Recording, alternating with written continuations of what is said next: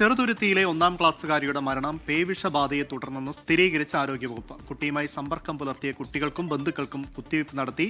വെട്ടിക്കാട്ടിരി സ്കൂളിലെ 1-ാം ക്ലാസ് വിദ്യാർത്ഥിനിയായിരുന്ന സൻഹയാണ് നായയുടെ കടിയേറ്റ് 2 ആഴ്ച മുൻപ് മരിച്ചത്. ശ്രീജിത്ത് ശ്രീകുമാരനുണ്ട് തൃശ്ശൂരിൽ നിന്നും. ശ്രീജിത്ത്, വിവരങ്ങൾ. പേവിഷബാധ എന്ന ഒരു സ്ഥിരീകരണമാണ് ഇപ്പോൾ വന്നിരിക്കുന്നത്. ഇത് നായയുടേതാണോ പൂച്ചയുടേതാണോ എന്ന കാര്യത്തെക്കുറിച്ചൊരു സംശയം ഇപ്പോൾ നിലനിൽക്കുന്നുണ്ട്. അമൽ, അതിൽ ഏറ്റവും എടുത്തു പറയേണ്ടത്, കുട്ടികൾ ഇത്തരത്തിൽ നായ്ക്കളുമായും അതുപോലെ തന്നെ പൂച്ചകളുമായൊക്കെ ആ പ്രദേശത്ത് കളിക്കാറുണ്ടായിരുന്നു എന്നാണ് പറയുന്നത്. ഏത് മൃഗത്തിൽ നിന്നാണ് ഇത്തരത്തിൽ കടിയേറ്റത് അല്ലെങ്കിൽ പേവിഷബാധയേറ്റതെന്നതിനെ കുറിച്ചൊരു സംശയം നിലനിൽക്കുന്നുണ്ട്. ഈ കുട്ടി ആദ്യം കുഴഞ്ഞു വീഴുകയായിരുന്നു. കുഴഞ്ഞു വീണു മരണം എന്ന തരത്തിലായിരുന്നു ഏറ്റവും ഒടുവിൽ മനസ്സിലാക്കിയിരുന്നത്. അങ്ങനെയായിരുന്നു ആ വാർത്തകൾ ആദ്യഘട്ടത്തിൽ വന്നിരുന്നത്.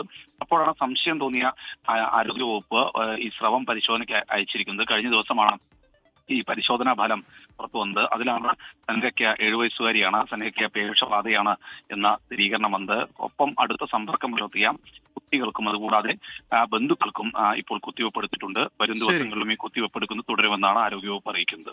ശ്രീജിത്ത് ശ്രീകുമാറിനാണ് വിവരങ്ങൾ നൽകിയത്.